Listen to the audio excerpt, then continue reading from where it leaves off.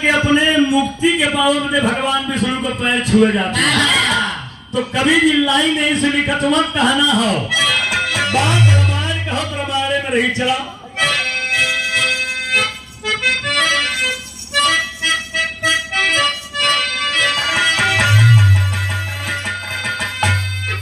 तो कहे कछुआ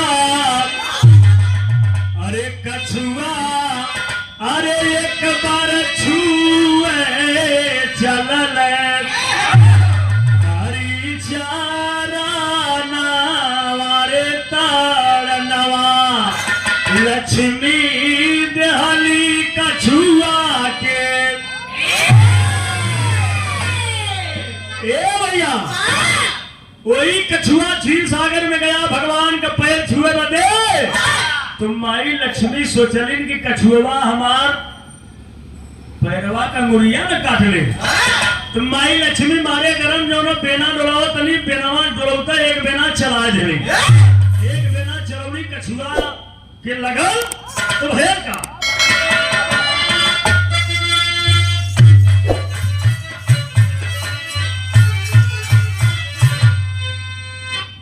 अरे कछुआ कछुआ हो कछुआ अरे कछुआ एक बार छुए चलल हरी चराना वारे तारना लक्ष्मी देहली कछुआ के।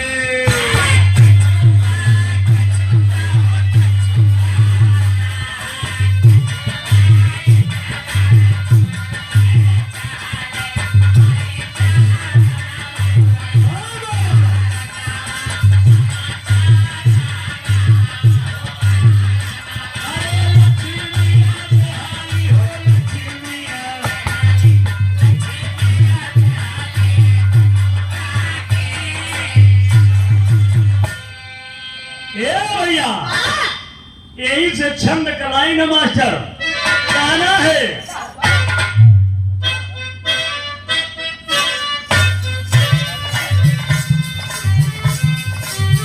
ए भैया कछुआ क्षीर सागर में पहुंचल तो भैर का हई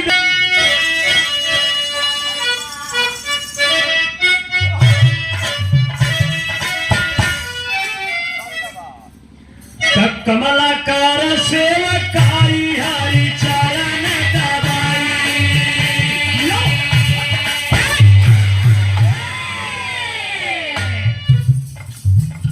कमलाकार सेवकाई हरी चरण दबाई शेषकार रखवारी फुफकार करके कछुआ घातावा लगाई चुआ हाथावा बढ़ाई देखा लक्ष्मी कहली ऋषिया करके कुटिल कछुआ की जात क्या है तेरी अवतार चाहे कर उता बात मन बढ़ा करके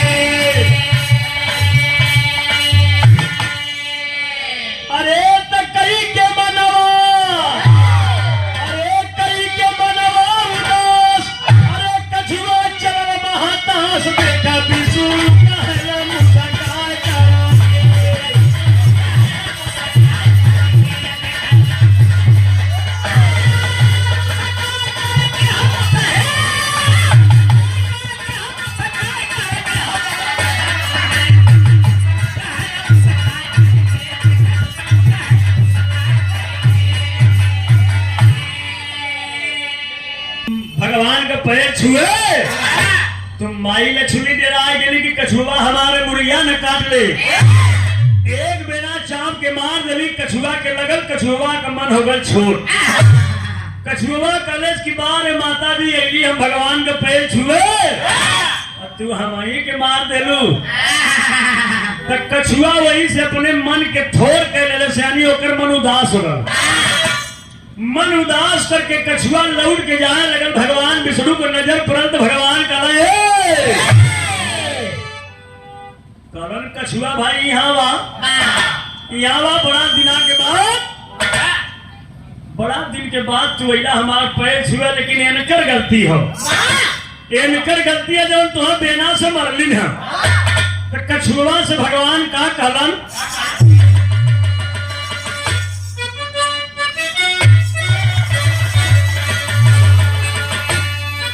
यह बतिया भगवान विष्णु कहलन की देखा ये युग में तू हमार पैर छुए न पैबा।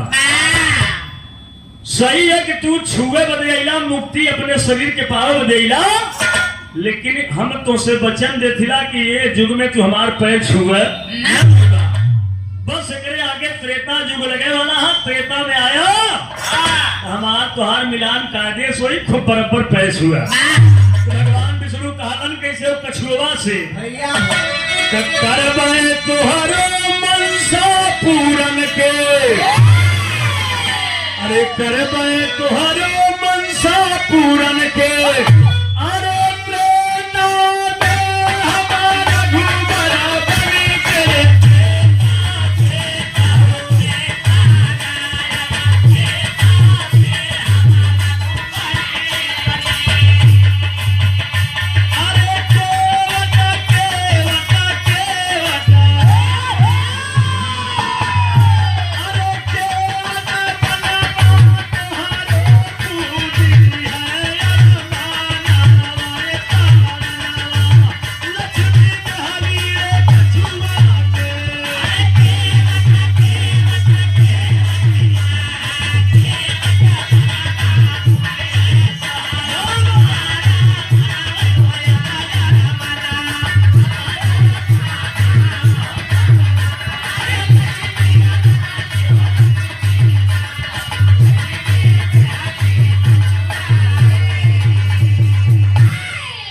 राजेश भाई अच्छा तो कहना वहीं जाके बोला भैया धुन बोलबा हमरे ज्यादा धुन तो रे बेले नाव मत लेगा धुन का नहीं तो धुलाई जावा कहना हो हम बतावत है बड़ा बड़ा धुन सुना तला मुरारी भैया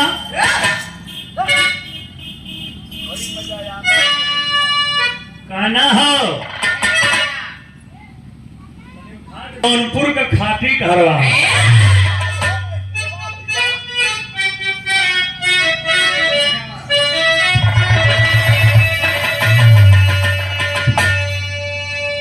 ए भैया अरे जेठ बाई सखरा कहे अरे ठीक दोपहरिया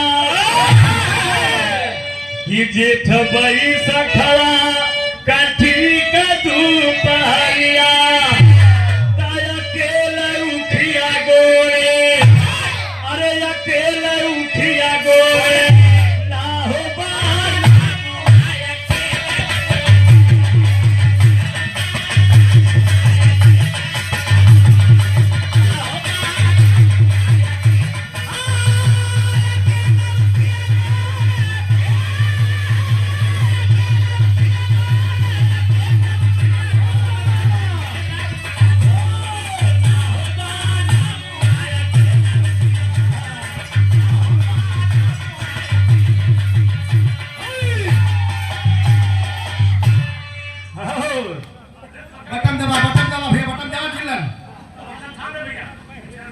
बाहर करके तब बोला करिए आप लोग। नकल होती है अकल से। सभाजित नहीं है, सभाजित पूर्वांचल का शेर है, शेर इस समय गाना कलाई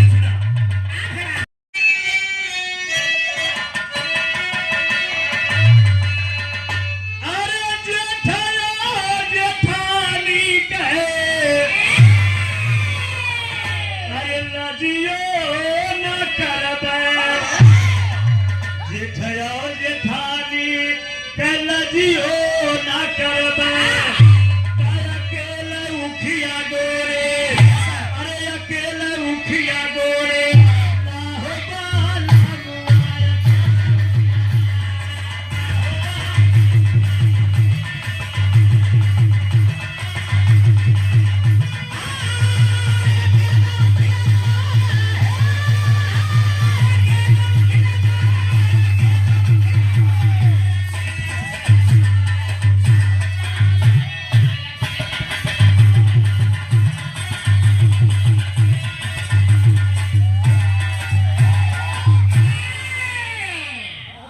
बस बस छुआ का डाला बस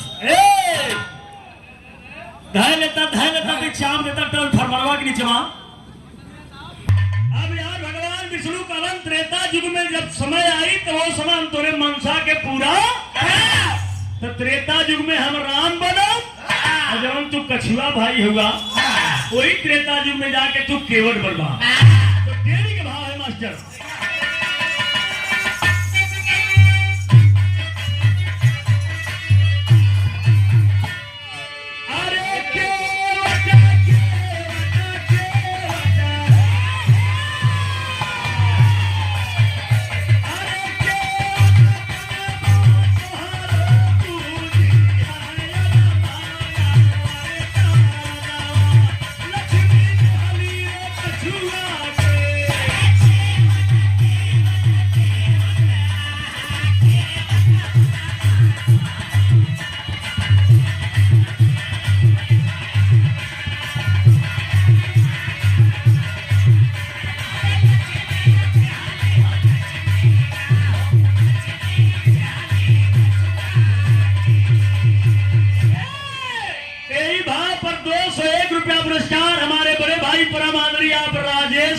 नेताजी समाजवादी पार्टी के अब कट्टर नेता जुझारू नेता है और प्रधान पद के प्रत्याशी हैं। बांसवाड़ी करिया से बहुत बहुत आपके नमस्कार बा। लेकिन कहना हो भगवान जब कालन की तू केवट बनबो हम श्री राम बनब हमार तुहार मुलाकात त्रेता युग में तो कबीर जी भाव दिलन का कछुआ त्रेता युग में आई केवट घारे जानम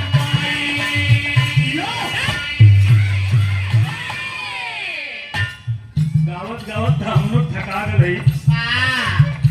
कछुआ त्रेता युग में आई केवट घारे जानम पाई। तारे नैया कथे आई घाटावार बन के। तारे पापिन के संहार हारी लहलाया अवतार। आइले कौशल्या के गोदी में कुमार बन के। कारे नीला वाला राम नौआ पारल श्री राम। शेष लखन जी आए राखावार बन के।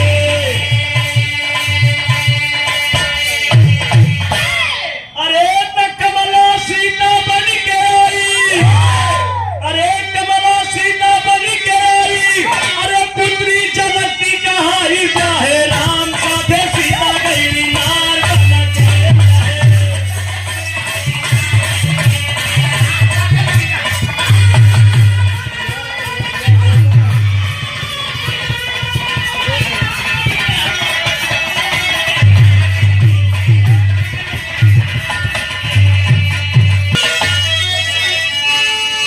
ए भैया एक ठे धुन सुना है राजेश भाई गौले रन।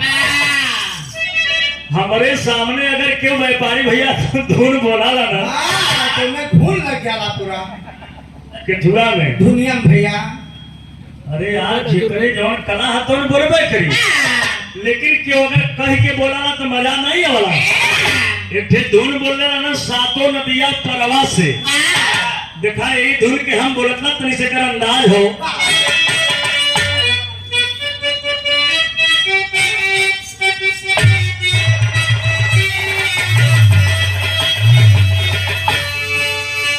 अरे सातों नदिया परवा का हो खेता भैया।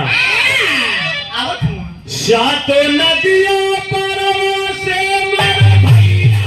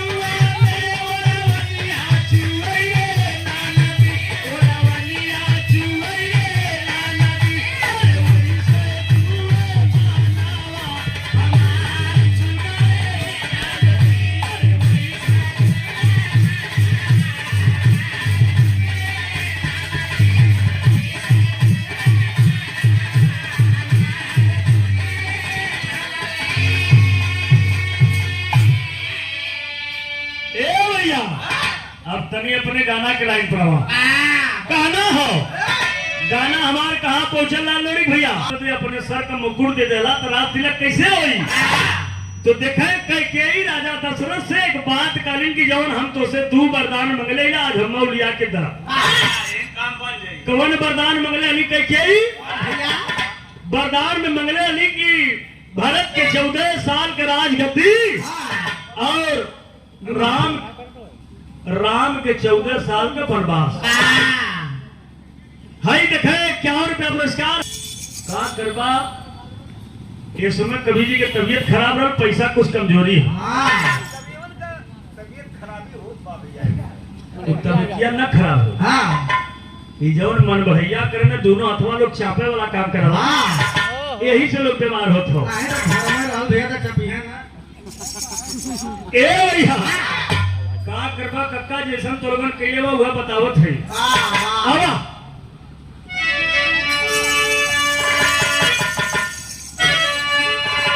कैकेयी को भवन में जाके अरे कैकेयी को भवन में जाके अरे राजा दशरथ से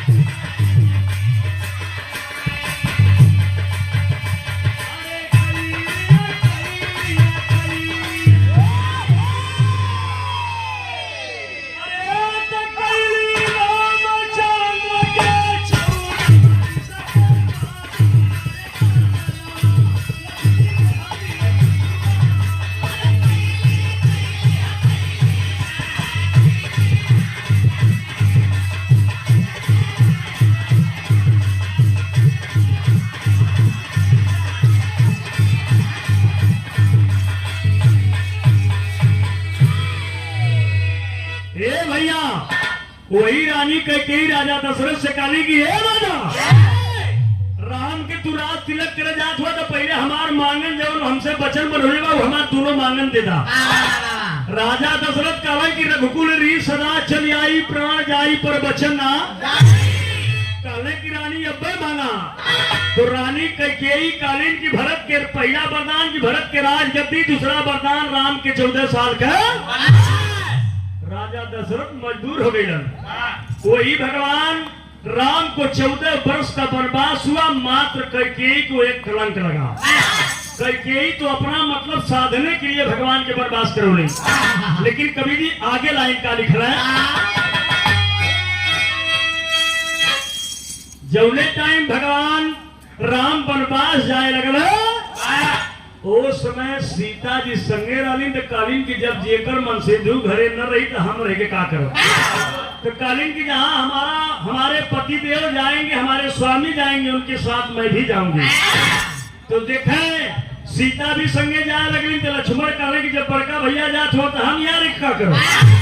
तो देखे लक्ष्मण भी साथ हो गए तीनों मूर्ति वन को चलिए वनवास के लिए। तो वनवास जात हुआ लोग तक पहुंचलन कहा मास्टर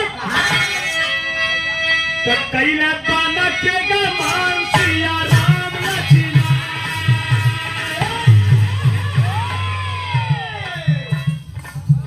कैला पाना के मान सिया राम लक्ष्मण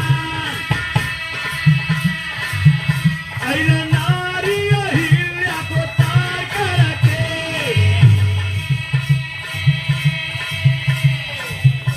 उषा काटावा से जाई गई गंगा तीरे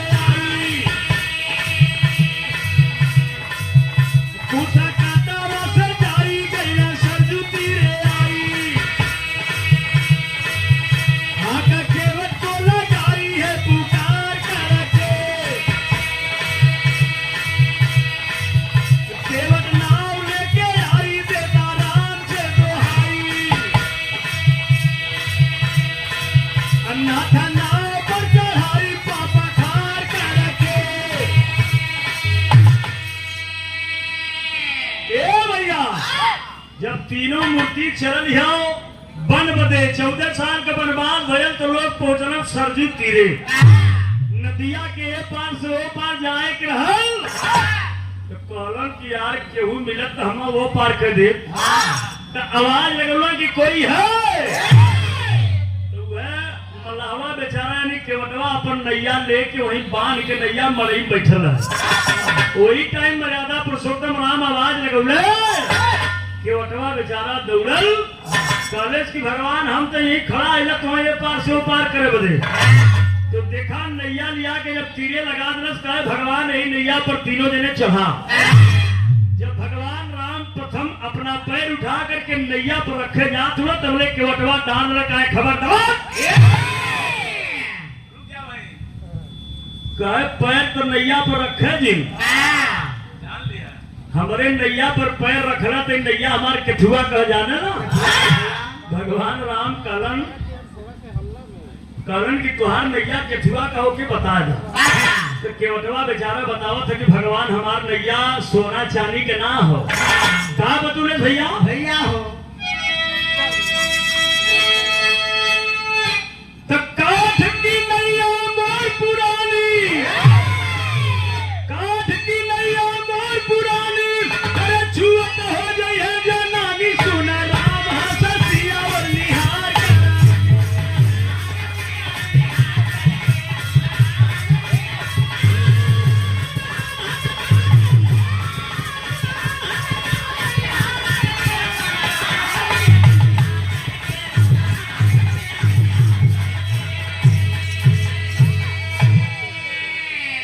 केवटवा भाई कालन की काठे के नैया हो, बिना अगर पैर धोले हमारे नैया पर अगर पैर रख देवा तो हमारे कठवा वाली नैया हो जाई, ये मेहरारू हो जाई। तो कितना जने के पे चढ़ाई उतारब हम। ये हमार नैया अगर ये हमार रोजी रोटी हो, अगर ये हमार लकड़ी के नैया काठे के नैया अगर मेहरारू हो जाई भगवान तो हम कह जने के चढ़ाई के पार पार करो। पहले वाली है तो भगवान राम मधुर मधुर मुस्कान अपने जुबान पर लिए हुए करण की बार केवट यानी वह बात तुम भूले नहीं हो। तो मर्यादा पुरुषोत्तम राम और केवट भाई से करण की सुना जवन हम तोके वचन देने वाली की त्रेता युग में हमार द्वार मुलाकात हुई तू हमारे पैर के छुआ तो समय आ गई है बाबू बहुत जल्दी करा हमारे पैरवा के तू पकड़ला। तो केवटवा भाई देखा कैलन का पैरवा के पकड़े के पहले केवट के दिमाग में बात आई। केवट दौड़ल अपने झोपड़ी में गिरन तो करत का हुआ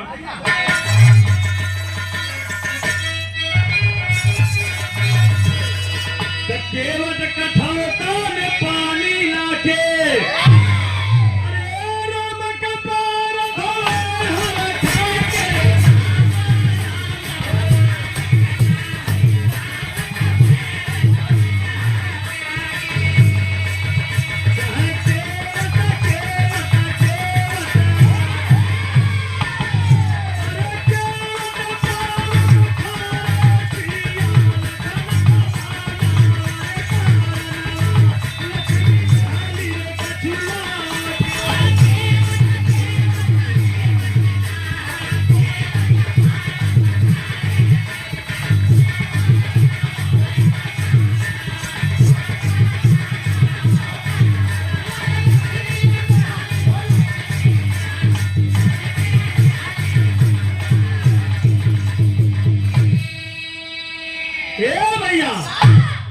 केवट पांव पखारे सिया लखन समनवा तड़नवा लक्ष्मी देली कछुआ। केवटवा बेचारा गया अपन कठौता लेके आल घरे में से पानी में भर के भगवान राम के पैर वही पनिया में डाल के मल मल धोआ लगा। जब मल के धोआ लगा तब भगवान राम सीता और ये लक्ष्मण वाली ताकत हुआ कालन की अब न लगन फूकबा अब न बेना से मरबू। तब तक छुआ गल बेचारा क्षीर सागर में तो बेना बेना मर लू। जब एक समय चिंगुर गल हो लोगा केवटवा भाग पैर धोए के पानी के पियला और नैया बचा के भगवान राम तीनों मूर्ति के ओ पार के जब ओ पार हो गए मर्यादा पुरुषोत्तम राम तो केवट भाई से बात करेंगी तुहार मजूरी कितना भाई भैया बता दा। तो कवि जी भाव लिखलन तो कई के पाँव की धोई तब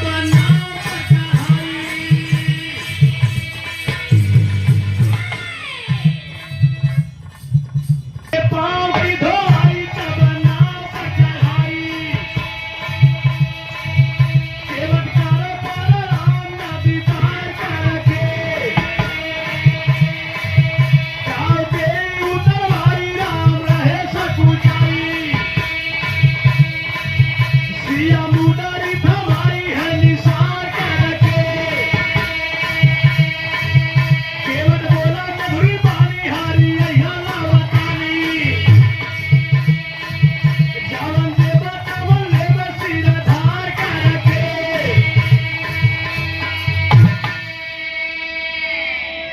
भैया जब नदिया पार तीनों जने हो गए तो मर्यादा पुरुषोत्तम राम ये बतिया कलन की भैया तुम्हार मजूरी कितना भइल। तो केवटवा भैया कलन की हमार मजूरी कितना भइल।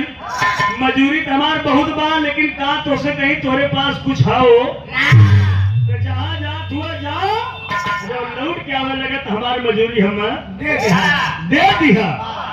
तो वही भगवान राम को बतिया सुन के माता जानकी यानी सीता अपने अंगूरी का एक मुनरी निकाल के केवल भाई के हाथे पर रख ली। कहली की मुनरी रखने रहा तुम्हें याद रही, जब हम लौट के आए तो हर मजूरी जब हमार मुनरी हम वापस कर दिया।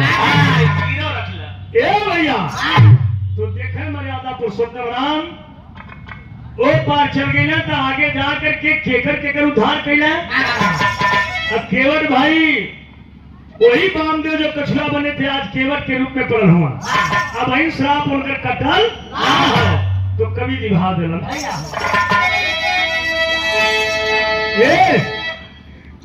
गीत के लाइन हो बुरारी भैया धनादन देखा दिमाग में कंप्यूटर चला गीत लग जाई कि अपने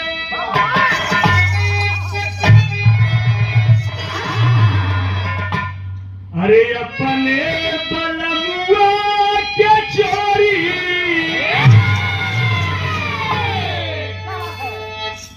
राजेश भैया भाई मिर्जापुर सुनियावा ज्ञानपुर भदोही चाहे जौने क्षेत्र में निकली लगावे तो वो क्षेत्र के गवैयन का आधा नारी सुख जाले जाने लगा है। यह कुल कहा ना कि जौनपुर वाला सभा जितवा आयल हो गाना तो चाहे जौन गावे हमसे होकर बहुत मतलब ना रहा। वो जहाँ गाय के छोड़िया वही जहाँ हम गाए, लेकिन हम जहाँ गाय के छोड़ दे वो हेरा ना। तो गीत धुन तराना बोलने का अपन अपन तजुर्बा होना बढ़िया कला है आपके पास। जो ना मालिक करिए माई सरस्वती की कृपा हुई तो आप बहुत आगे जीवा। और हमारे सीनियर कलाकार हैं लालू भैया, हमारे सीनियर कलाकार हैं, हमसे बहुत पहले से आप गाना गा रहे हैं कजरी। लेकिन मैं आज भी देख रहा हूं कि आपकी पार्टी न कभी सही हुई है न कभी सही होगी। आप पहले अपने के सही हो जाओ, ये हमार तो से कोनो शिकायत ना हो। समाज के अंदर आप खड़ा होएला हम खड़ा होएला, हम मत तकलीफ होला जाना लगा। गुरु भाई हमार आप बड़ा भाई हो, गुरु भाई भी हुआ। तकलीफ ही होला कि आपसे पीछे हम गाँव लगली, लेकिन माई की कृपा भई कि हम कहाँ तक गावत है। लेकिन आप यही तक गाँव समाज की मर्यादा रखने हुआ। लेकिन फिर भी जो होता है साज होता है बाज होता है। साज बाज आवाज ये तीनों बहुत जरूरी है। ये तीनों के भैया बनवले रहा तो बराबर गायकी करवा, चाहे कम गावा चाहे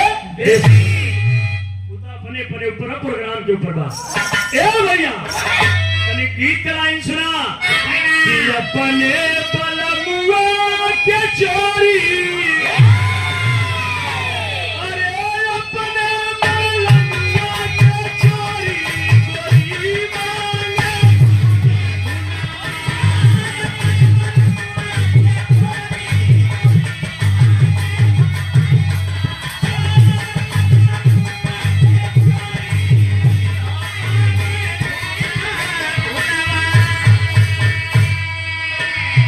लेकिन भगवान राम जौने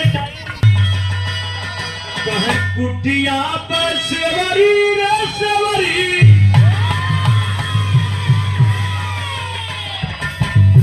अरे कुटिया पर सेवरी बिहारी हो रही है बिहारी।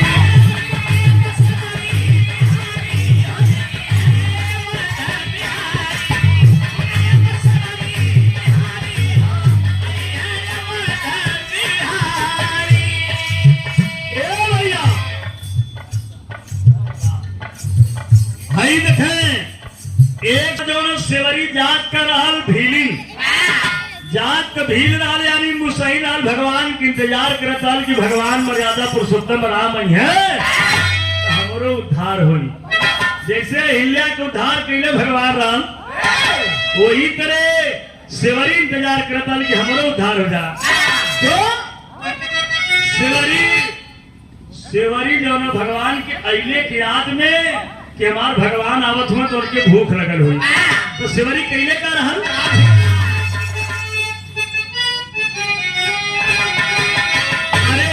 चिखा मीठी मोर अरे बनवई में धारी हो आई है अरे आई है हाय राम सेवरी कुमारी आई है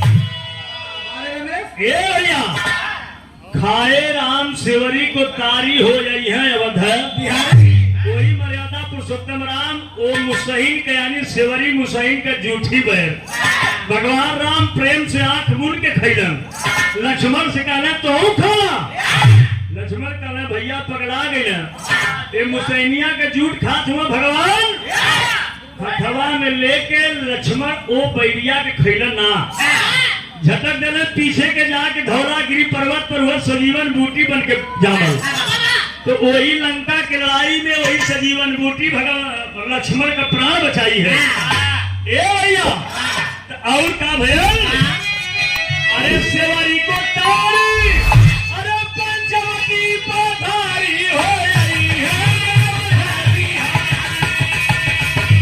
अरे आई है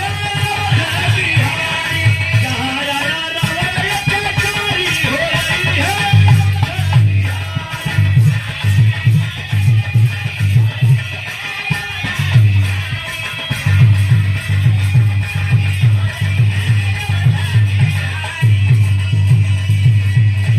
भैया वही भगवान राम सेवरी के तारन तार करके पंचवटी में आ गए जब पंचवटी में आए तो वही पंचवटी में सीता का हरण होकर राजेश भैया वही रावण क्या बात है क्या बात है वही रावण साधु रूप बना करके पहुंचा वही पंचवटी में तो भैया कहा कपटी रावण सिया चोरा के अरे कपटी रावण सिया चोरा के अरे राजा लंका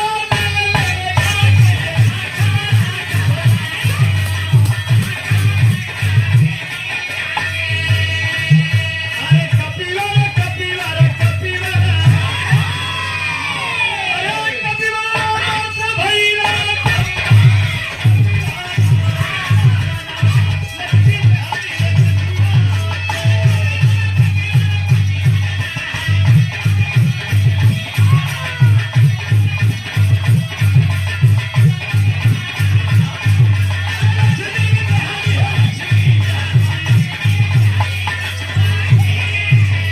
रावण लंका में रखा है लंका में अशोक वाटिका में ले जाकर के सीता जी को बैठा दिया रावण और वही बानरी सेना के मदद से मर्यादा पुरुषोत्तम राम लंका पर चढ़ाई कैला और रावण के वध कैले सीता के लेके अपने अयोध्या में तीनों प्राणी अइले लेकिन एक गलती कैला गलतियां का कैले लंकवा से लड़ैया जीतने के बाद रावण के मार के भगवान राम पुष्पक विमान से अयोध्या में अइले और वो इंतजार बिचवा में क्या करता है केवट भाई इंतजार करता है कि तीनों जने गया हुआ लौटिया तो हमारी मजूरी हमें मिली लेकिन बार मर्यादा पुरुषोत्तम राम उस रास्ते से नहीं गए बल्कि आकाश मार्ग से होते हुए पुष्पक विमान के द्वारा अयोध्या गए तो कभी ने लिखा है आखिरी भाव है अरे करती स्वागत भरत भैया